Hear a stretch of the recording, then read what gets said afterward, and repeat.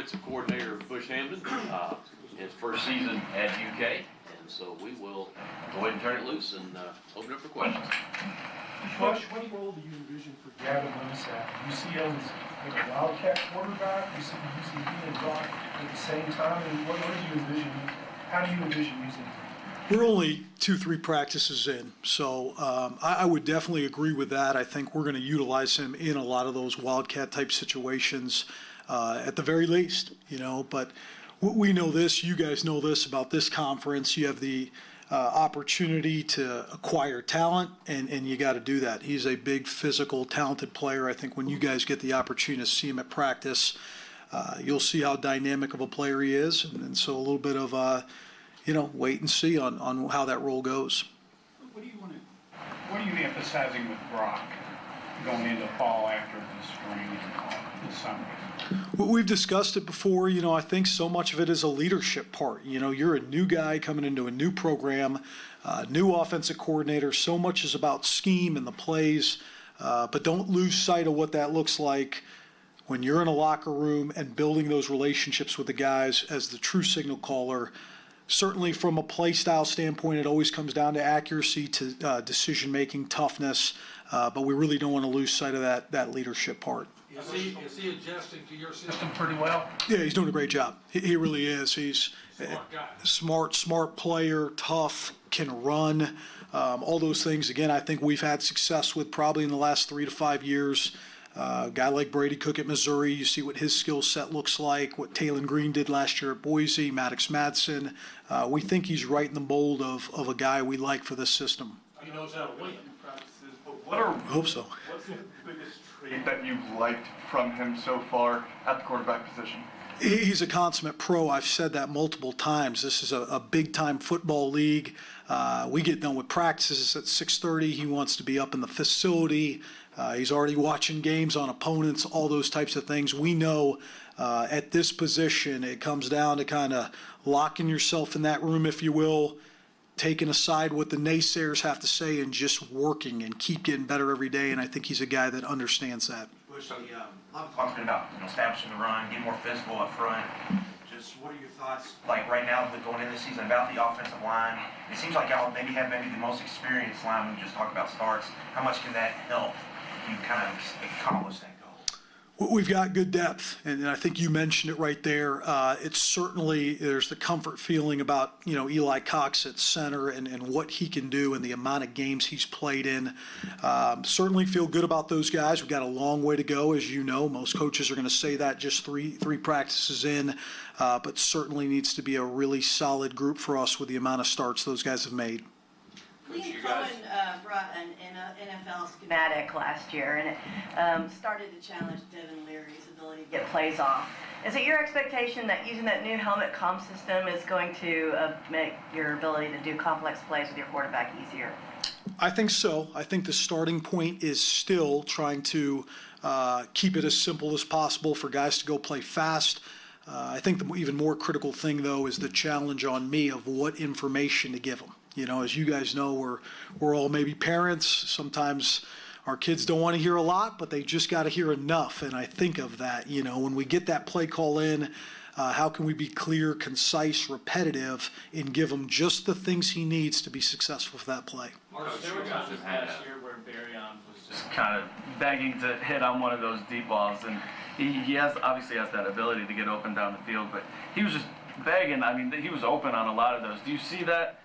Being obviously not going to hit home run balls every play, but is there the opportunity to hit on some of those, and do you see him kind of taking that jump in? Everything we have to do is to throw the ball downfield and get him those opportunities. So in this system, we want to run the football, but the number one, first and foremost thing is creating explosive plays.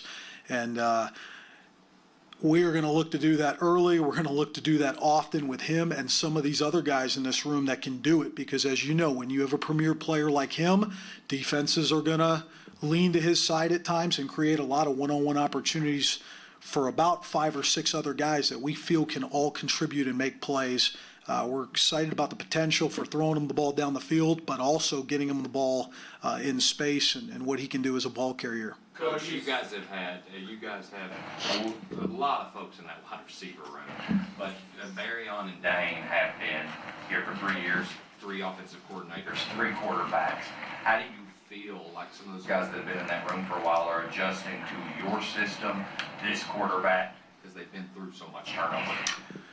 They've got a level of experience. Again, they've played for some great coaches, some great systems. So a lot of it just comes down to, we used to call this scheme, and now we're calling it that scheme. What guys like that never lose, though, is the technique and the fundamentals and the experience. That always stays with you, even with a change in the coordinator. So excited about those guys. There's a level of maturity, again, in this league, right? From 1 week to the next of just staying the course. We're going to rely on their experience in that position. Certainly with some of these younger guys that are extremely talented, who we think we can get going. Margie spoke a little bit about the tempo and finding a balance between what that looks like. To you, what does that look We are going to run 100 plays a game and be the fastest offense in the country. So, oh man, I think I lose sleep over the tempo question, and you guys coming here and asking me. I think the biggest thing this is with tempo in our systems that we've had. Again, if you go back to the tape, right?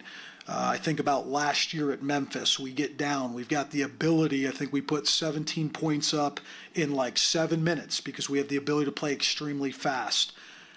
We always want to be somewhere in the middle. And what that means is have the flexibility, depending on how the game's going, to do whatever it takes to win the football game. And I think that's important for us all to know. For me, the checklist in fall camp is we got periods where we are playing as fast as anybody in the country. One-word plays, getting up there, snapping the ball within 7 seconds. We also have that focus where we can huddle, operate, execute, take time off the clock. So I know everybody wants to play fast. It always comes back down to execution with us, and I think the thing I want you guys to know is we are going to have the ability to play fast and keep people on their feet. Bush, Stoops mentioned you guys didn't really have to add anything to that tight end room. There's a lot of experience and a lot of depth in that room. What do you expect to see from them this year, and how are you kind of trying to use them this year? Okay, that's the second question I'm losing sleep over, right, is are we getting the tight ends the ball? So, again, it's a solid group from top to bottom, right? When we think about the 3 guys between Dingle, Caddis, Kamari, the talent level with Kamari is an intriguing young player for us as well. Any types of systems like this, we want to establish the run and create explosives down the field. No better player to create explosives with than the tight end, because obviously defenses think they're in all the run schemes. So it's going to be a balance, certainly with each player, of asking him to be a physical blocker down the field and create explosives. We think those guys will be an intricate part of our passing game. Getting to work with Jamori Macklin again, what have you seen from him from the last time you saw him, and could he maybe be a guy that could be like that explosive playmaker for y'all? He's in that category of Dane and Berryon, from a guy who's been through a lot. That's a 21-year-old college football player that has seen it at different levels, played a lot of football. We have been extremely impressed with his route running ability, his ability to make guys miss. He's a guy that's just, chipping away at it, but he's certainly the next guy we're looking to get the ball to. Don't you like it here in Lexington? Love it. Love it. It's been great. I mean this. I said this earlier. There's great people in this city, and I think you guys know that, and how they've welcomed me.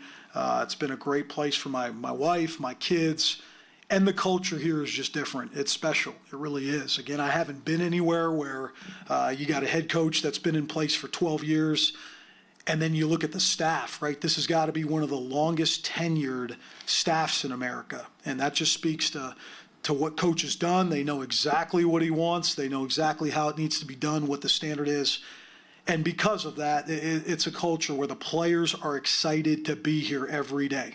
He understands we got to get them ready, but that doesn't mean we got to burn them out and wear them out on day one. And I just think the mixture of all those things, how tremendous the people of the city have been, the culture Coach has here, to understanding that he has nothing comes to his desk that he's surprised by with the experience he has made this an unbelievable fit for me and my family. Thanks, everyone. You were getting to know the personnel when you got here, after having gone through spring and learning more about them. Is there anything that maybe you've tweaked or adjusted? I'm sorry, say it one more time on the front end. You were getting to know your personnel. Yeah. When you got here, and having gone through spring, getting to know them a little better, seeing what you've got, have you kind of adjusted or tweaked anything that maybe you thought about them coming into the job? Yeah, I think so. You're always doing that. I think the biggest thing is just the challenge of you have your position room battles, and players think, okay, here I am, I'm second on the depth chart at receiver, I'm third at the depth chart at receiver. The biggest thing that I'm just echoing to them is we have battles from group to group. And what I mean by that is, right, there's times you're making the decision, do we play with 13 personnel, 3 tight ends in the game? There's groups we like 12 personnel, we like 11 personnel. Right now, we feel like we could go out there with 4 wide receivers and do some different things. So I think that's the biggest thing, not necessarily schematically the change in plays, but who's going to be doing those plays. And that's what we've been stressing to the players all along is we got to find those guys that have the ability to do a lot of different things. And if they can do a lot of different things well, they're going to be on the field. Okay, folks, thank you very much.